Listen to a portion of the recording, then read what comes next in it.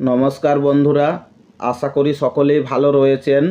Upcoming interview প্রসেসের জন্য আজকের ক্লাসটি যথেষ্ট হেল্পফুল হতে চলেছে। বন্ধুরা, আপনারা যারা আপকামিং ইন্টারভিউ প্রসেসে অংশগ্রহণ করবেন, অবশ্যই এই প্রশ্নের উত্তরগুলি আপনাদেরকে জানতে হবে, নইলে ইন্টারভিউ প্রসেসে গিয়ে ভালো মার্কস অর্জন করতে পারবেন না। তো চলুন বন্ধুরা, কথা না বাড়িয়ে মূল আলোচনায় যাওয়া যাক। প্রথম প্রশ্নটি দেখুন, খুব গুরুত্বপূর্ণ প্রশ্ন এটি। অনেকবার ইন্টারভিউতে জিজ্ঞাসা করা হয়েছে। আপনি আপনার ছাত্রছাত্রীদের শ্রেণীকক্ষে বাংলা ব্যাকরণ শেখাবেন। বাংলা ব্যাকরণ শেখানো যায় এমন 4টি পদ্ধতির নাম বলুন। বন্ধুরা, এর যে সঠিক উত্তর, সেই 4টি পদ্ধতি কি কি আপনাদেরকে জানিয়ে দিচ্ছি, অবশ্যই জেনে যান। 1 নম্বর হচ্ছে সিদ্ধান্ত বা সূত্র পদ্ধতি।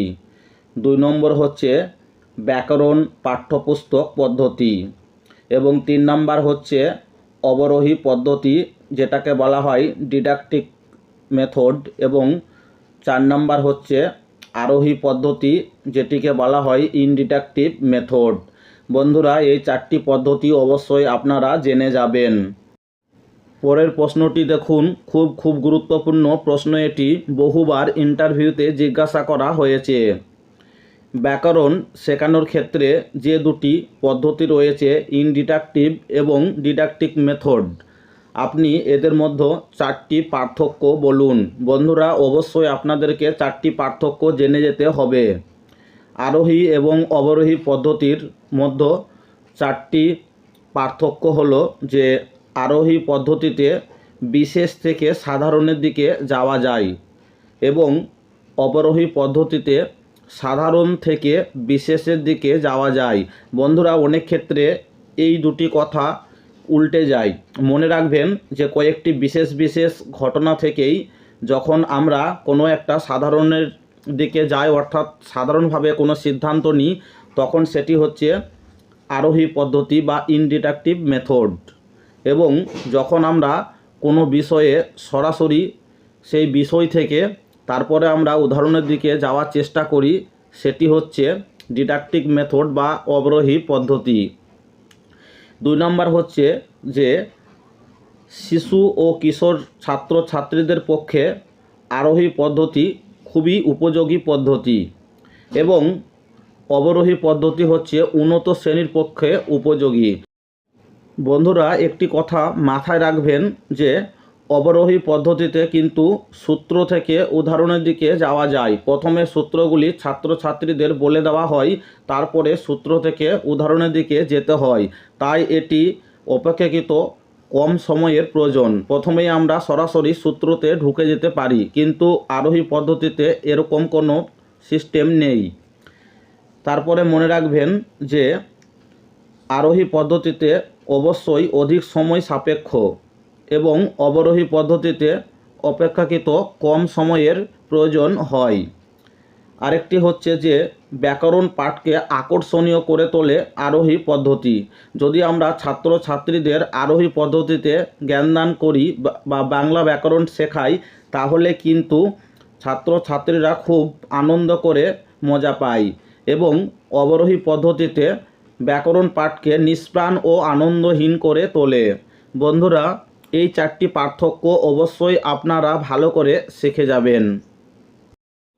পরের প্রশ্নটি দেখুন, খুব গুরুত্বপূর্ণ প্রশ্ন এটি। ইন্টারভিউতে বহুবার এই প্রশ্নটি জিজ্ঞাসা করা হয়েছে। আপনি তো ডিএলএড ট্রেনিং কমপ্লিট করেছেন, আপনি বলুন তো, যখন আপনি দেখবেন যে আপনার শ্রেণীকক্ষে কিছু ছাত্রছাত্রী দিন পিছিয়ে পড়ছে, তো আপনি তাদের জন্য কোন পদ্ধতি গ্রহণ করবেন? আপনি ডিএলএড ট্রেনিং থেকে শিখেছেন এমন একটি উদাহরণ দিয়ে আমাদেরকে বুঝিয়ে দিন। বন্ধুরা, এই প্রশ্নের যে উত্তর তা হচ্ছে যে ইয়েস স্যার, আমি যখনই ডিএলএড ট্রেনিংটি কমপ্লিট করেছি, সেই সময় আমি শিখেছি যে রিমেডিয়াল টিচিং বলে একটি টিচিং রয়েছে, অর্থাৎ বাংলায় বলা হয় সংশোধনমূলক শিখন। যদি দেখি যে আমার শ্রেণীকক্ষে কিছু ছাত্রছাত্রী দিন পিছিয়ে পড়ছে, অবশ্যই তাদের জন্য আমি রিমেডিয়াল টিচিংয়ের ব্যবস্থা করব বা সংশোধনমূলক শিক্ষণের ব্যবস্থা করব। বন্ধুরা, যখনই আপনি এই প্রশ্নের উত্তরটি বলবেন, ওনারা দেখবেন একটি প্রশ্ন আপনাকে করবেই, সেটি হচ্ছে যে বলুন তো সংশোধনমূলক শিক্ষণের সময়কাল কত। এক্ষেত্রে অনেকেই তখন বিভ্রান্ত বোধ করে সঠিক উত্তরটি মাথায় আসে না। বন্ধুরা, মনে রাখবেন যে স্যার সংশোধনমূলক শিক্ষণের সময়কাল হচ্ছে 6 সপ্তাহ থেকে 3 মাস পর্যন্ত। বন্ধুরা, খুব ভাইটাল প্রশ্ন এটি, মনে রাখবেন 6 সপ্তাহ থেকে 3 মাস পর্যন্ত সময়ে ছাত্রছাত্রীদের সংশোধনমূলক শিক্ষণ দেওয়া যায়। বন্ধুরা, শেষের প্রশ্নটিতে যাওয়ার পূর্বে আপনারা যদি এখনও পর্যন্ত ভিডিওটিতে একটি লাইক না করেন, অবশ্যই লাইক করবেন এবং চ্যানেলে নতুন হলে চ্যানেলটিকে সাবস্ক্রাইব করবেন বন্ধুরা। এবং আপকামিং ইন্টারভিউ প্রসেসের জন্য যে ভিডিওগুলি খুব বেশি প্রয়োজন, অবশ্যই সেই ভিডিওগুলি এই চ্যানেলে আপলোড করা হবে। এবং আপনারা যদি এই প্রশ্নের উত্তরগুলি খুব ভালো করে প্র্যাকটিস করে যান, দেখবেন অনায়াসে আপনারা 9+ পেয়ে যাবেন। বন্ধুরা, 2017 সাল থেকে যখনই আমি 2022 সালে ইন্টারভিউ প্রসেসে অংশগ্রহণ করেছিলাম, এরকমভাবে সমগ্র টপিকগুলি পরিষ্কারভাবে পড়াশোনা করেছিলাম বন্ধুরা, এবং আমি নিজে সেখানে 8+ মার্কস অর্জন করেছি। বন্ধুরা, আপনারা যদি আমার মতো অবশ্যই ইন্টারভিউতে ভালো পারফর্ম করে আপনাদের যে ভবিষ্যতে স্বপ্ন রয়েছে প্রাথমিকে শিক্ষকতা করার, আপনারা যদি সেই স্বপ্নটিকে ফুলফিল করতে চান, অবশ্যই ভিডিওগুলি প্রথম থেকে শেষ পর্যন্ত মনোযোগ সহকারে দেখুন। তারপরে ইন্টারভিউতে যাবেন, দেখবেন অনায়াসে আপনি অনেক নাম্বার অর্জন করতে পারবেন। তো চলুন বন্ধুরা, এবার শেষ প্রশ্নটিকে আজকে দেখে নেওয়া যাক। এটি হচ্ছে সিচুয়েশনাল বেস কোশ্চিন বন্ধুরা। প্রশ্নটি খুব গুরুত্বপূর্ণ। যে ধরুন আপনি কোনো একটা স্কুলে জব পেলেন, সেখানে গিয়ে দেখলেন যে সেই স্কুলে হেডমাস্টার মশাই রয়েছেন এবং অন্য যে শিক্ষক মশাইরা রয়েছেন, ওনারা ঠিক মতো স্কুলে আসেন না। তো এই পরিস্থিতিতে আপনি তাদের বিরুদ্ধে কি ব্যবস্থা গ্রহণ করবেন? বন্ধুরা, এই প্রশ্নের উত্তরটি খুব ভাইটাল উত্তর। আপনাকে বলতে হবে যে স্যার, আমি যে স্কুলে জবটি করব, যদি দেখি যে সেই স্কুলে প্রধান শিক্ষক মহাশয় সঠিকভাবে অর্থাৎ সঠিক টাইমে বিদ্যালয়ে আসেন না, তাহলে অবশ্যই আমাদের যে ঊর্ধ্বতন কর্তৃপক্ষ রয়েছে অর্থাৎ এসআই, সেই এসআইকে অবশ্যই আমি জানানোর চেষ্টা করব। এবং যদি দেখি যে কোনো হেড টিচার বাদে অন্য অ্যাসিস্ট্যান্ট বা প্যারা টিচার রয়েছে, ওনারা ঠিকমতো স্কুলে যোগদান করেন না, অবশ্যই তাদের হয়ে আমি প্রধান শিক্ষক মহাশয়ের কাছে আবেদনটি জানানোর চেষ্টা করব। বন্ধুরা, আপনারা বলবেন যে এইভাবে স্যার আমি অবশ্যই সেই প্রাথমিক বিদ্যালয়ের ভারসাম্য বজায় রাখার চেষ্টা করব।